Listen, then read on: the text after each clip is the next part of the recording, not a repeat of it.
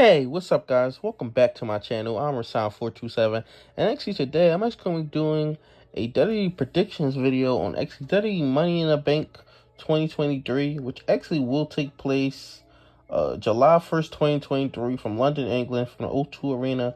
And actually has a special start time at 3 p.m., which is great. I love the earlier shows anyway. The past couple of shows we got have actually been earlier because they've been all overseas and stuff. But yeah, this is something that I'm very excited about, this whole entire lineup, this whole entire match. I'm always loving Money in the Bank. Hopefully, we can actually get good Money in the Bank winners, like, coming up inside the future. Because you really don't know if they're good until what they actually do to them after this. Because it could be a great show. They can pick the right winners and then not do anything with them.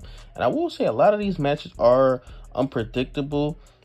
I would say most of them probably are. I mean, there's a couple that, we all know who's going to win. But there's a couple of them that we actually don't know who's going to win. It's actually unpredictable of who's going to actually win it and what they're actually going to be doing. And first, let's start out with a singles match. Is Cody Rhodes versus Dominic Mysterio.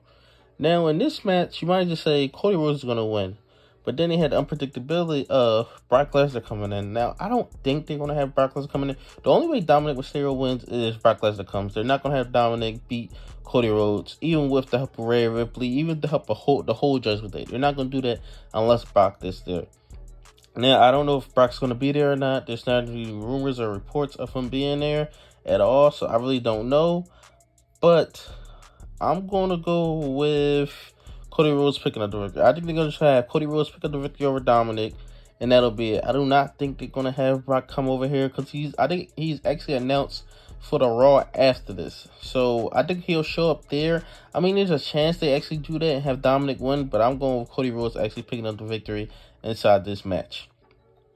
And actually him winning and then him actually moving on to Brock Lesnar once the Raw after Money in the Bank actually has happened. Second match I actually want to talk about is the women's Money in the Bank ladder match. You have Zelina Vega, Becky Lynch, Zoe Stark, Bayley, Io Sky, and Trish Stratus. Now, of course, the pick that I would choose if I was booking it, Io Sky. But then you have Trish Stratus, who could win. You have Becky Lynch, who could win. I mean, Bayley, maybe. But I think the top three are Becky Lynch, Trish Stratus, and Io Sky. I'm going to stick with Io Sky and have her pick up the victory because Trish Stratus and Becky Lynch don't really need it, right? They don't need the Money in the Bank at all, to be honest, to catapult them. They're already on that level. They don't need it. And I think that Becky and Trish, I think they're in their feud at SummerSlam, unless they start feuding over the Money in the Bank, which I don't think that'll happen. But I'm going to go with Io Sky. I feel like she needs it to catapult herself to that next level. And they have been choosing the right women's wrestler the past few years. I will say that, especially last year where I believe Liv Morgan actually won. So I'm going to go with Io Sky actually picking up the victory and actually winning this. They'll definitely progress the story of Becky Lynch, Zoe Stark, and Trish Stratus.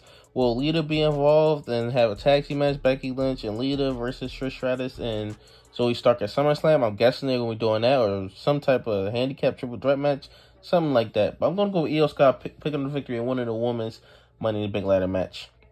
The next match I want to talk about is actually the newest announced match. Is Ronda Rousey and Shayna Baszler versus Liv Morgan and Raquel Rodriguez. Ronda Rousey and Shayna Baszler are picking up this victory. They're not losing to Liv Morgan and Raquel Rodriguez. And they actually only dropped, they were going to drop the titles to Ronda Rousey and Shayna anyway. But they dropped the titles earlier just because Liv Morgan actually got hurt. And if she was only going to be out for this little bit of time, then why did you have to really drop it? But I guess she still had to drop it because they wanted to put the titles on Ronda and Shayna. But I thought she's going to be out for way longer. If she's going to return in like a few weeks, then why even take the titles off them? But that's just me personally. And next match I want to talk about, moving on, the men's Money in the Bank ladder match. Ricochet, Shinsuke Nakamura, LA Knight, Santos Escobar, Butch, Damian Priest, and the final member is Logan Paul. Now, there's a lot of, back and forth, because Logan Paul, he didn't qualify at all, which I don't really understand that. So what was the point of having qualified matches? You couldn't just have Logan Paul fight on Monday Night Raw. I guess they think he's too big for that, to actually have a qualifying match, but he didn't do that. So now there's 7 competitors. But then it's weird because there's 6 competitors inside the women's. I don't think they ever, mixed it up like that in past years, but I don't really know. There's a lot of reports saying that Logan Paul's going to win Money in the Bank. A lot of reports about that. But then everybody wants LA Knight to actually win it. So, I mean, those are the top 2 people. I doubt they give. I mean, only person can see Damian Priest, but I don't think they'll give it to him.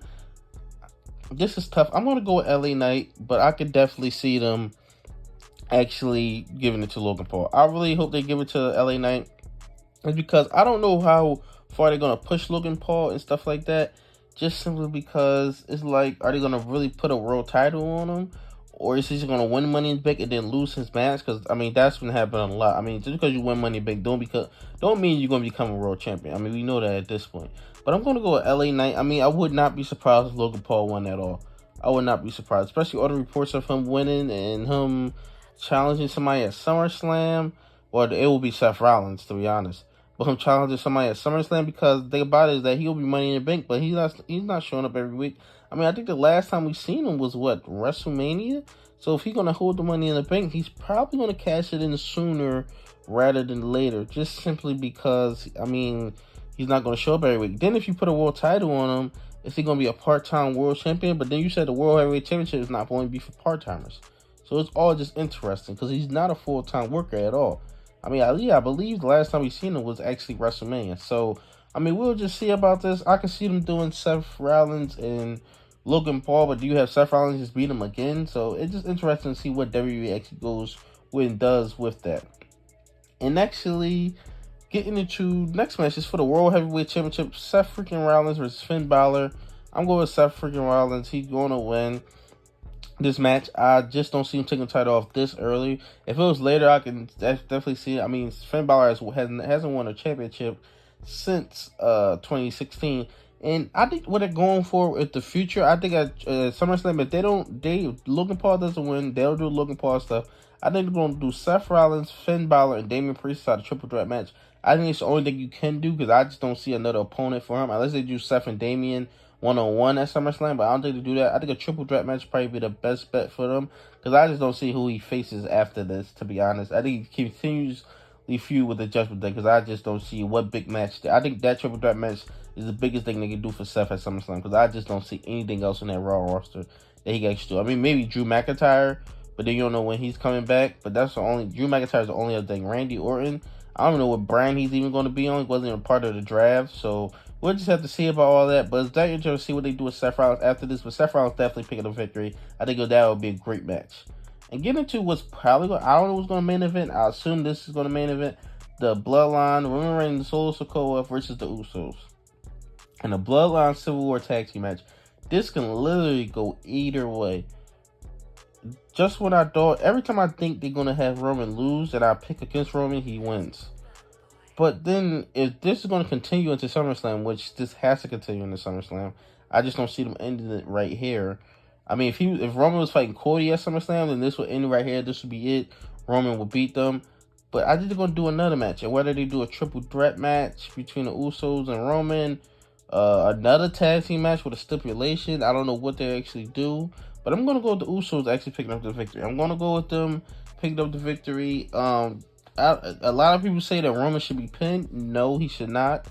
I mean, it kind of is weird because they just did back-to-back tag team matches, and Solo Sikoa would have to get pinned if my prediction was right.